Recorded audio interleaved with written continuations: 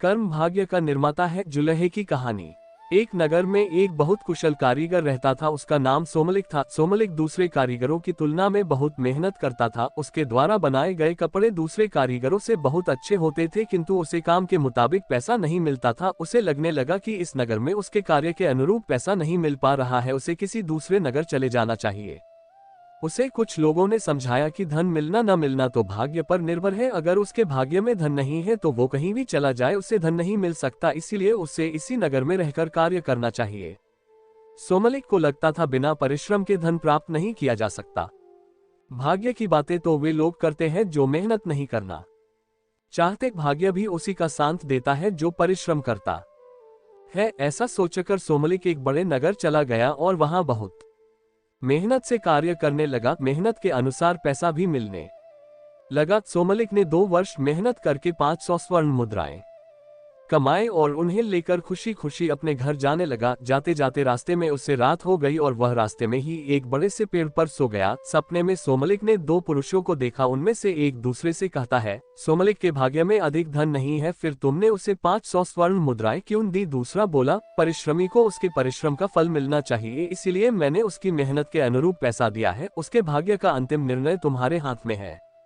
सोमलिक घबरा कर उठ गया और अपनी पोटली टटोलने लगा। उसने देखा उसकी पोटली खाली है। ये देख वह बहुत दुखी हुआ और सोचने लगा, अब किस मुंह से घर जाऊंगा। वह फिर से उसी नगर में लौट आया और इस बार और अधिक परिश्रम करके 1 साल में ही 500 स्वर्ण मुद्राएं अर्जित कर ली और उन्हें लेकर फिर घर के लिए निकल पड़ा। इस बार भी फिर उसी वृक्ष के नीचे उसे रात हो गई, किंतु इस बार वह नहीं रुका और आगे निकल गया। रास्ते में उसे फिर वही दोनों पुरुष दिखलाई दिए। सोमलिक छुपकर उनकी बातें सुनने लगा।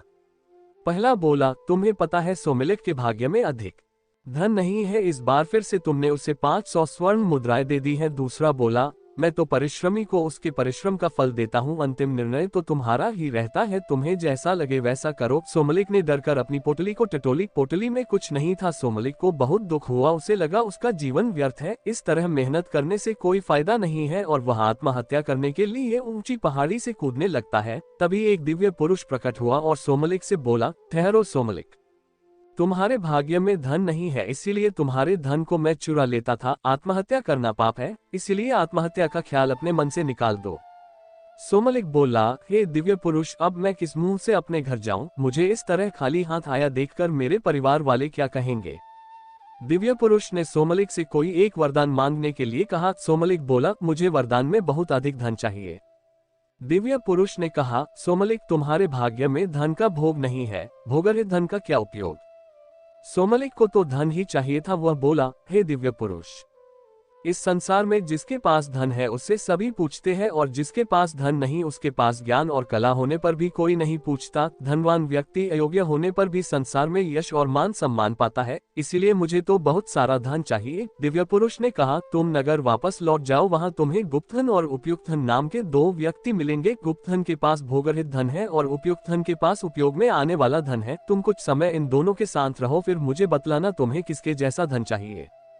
सोमलिक वापस नगर आ गया और गुप्तधन का पता करते करते उसके घर पहुंच गया। गुप्तधन ने सोमलिक को घर से भगाने का प्रयास किया, किंतु वह तिरस्कृत होने के बाद भी गुप्तधन के घर में रुक गया। गुप्तधन ने रात्रि में थोड़ा बहुत खाना उसे भी दे दिया, जिसे खाकर वह सो गया। सुबह सोमलिक ने देखा कि गुप्तधन बीमार हो गया और बीमारी के कारण उसने एक दिन खाना नहीं खाया।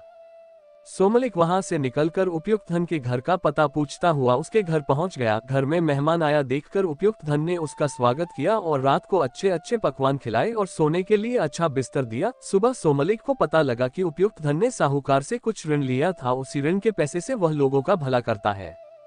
जिस समय सोमलिक जा रहा था तभी राजा के दूत आए और उपयुक्त धन को उसके अच्छे कार्यों और समाज सेवा के लिए इनाम और पैसा दे गए, जिससे उसने साहूकार का ऋण उतार दिया। ये देखकर सोमलिक को समझ आ गया, संचय रहित उपयुक्त धन की अच्छा है, ये गुप्तधन की तरह कंजूस नहीं है। सोमलिक ने दिव्य पुरुष से उपयुक्त धन जैसा बनने का वर मांग लिया। शिक्षा कर्म भाग्य का निर्माता है। इस कहानी से हमें शिक्षा मिलती है कि वही धन श्रेष्ठ है जिसका उपयोग अच्छे कार्यों में हो। आपको ये पसंद आ सकती है। चिड़िया और चींटी की कहानी। बहुत पुरानी बात है, एक जंगल में एक चींटी रहती थी। एक बार चींटी नदी के किनारे पानी पीने गई, तभी उसका पैर फिसल गया और वह नदी में गिर गई। नदी में पानी का बहाव तेज था, इसलिए चींटी पानी में बहने लगी। चींटी पानी से निकलने के लिए बहुत प्रयास कर रही थी, किंतु बहुत तेज होने के कारण पानी से नहीं निकल पा रही थी। तभी आसमान में उड़ती हुई एक चिड़िया की नजर चींटी पर पड़ी। चिड़िया किसी तरह चींटी को बचाना चाहती थी। तभी चिड़िया को एक युक्ति सूझी और वह एक पत्ता तोड़कर अपनी चोंच में दबाकर लाए और चींटी के पास रख दिया। चींटी पत्ते पर बैठ गई और किनारे लग गई। चींटी चिड़िया की बहुत एहसानमंद थी, वह किसी भी तरह चिड़िया का एहसान चुकाना चाहती थी। एक दिन चींटी खाने की तलाश में घूम रही थी, तभी उसने देखा कि एक लड़का गुलेल से कहीं निशान लग रहा है। तभी चींटी की नजर उसी तरफ पड़ी जहां लड़का निशाना लगा रहा था। चींटी ने देखा कि लड़का गुलेल से चिड़िया को मारना चाहता है और चिड़िया पेड़ की डाल पर में आराम से सो रही है। तभी चींटी लड़के के पास आए और जोर से लड़के के पैर में काट दिया। चींटी के काटते ही लड़के के पैर में बहुत तेज दर्द हुआ, जिससे लड़का जोर से चिल्लाने लगा। लड़के के चिल्लाने की आवाज से चिड़िया जाग गई और वहां से उड़ गई।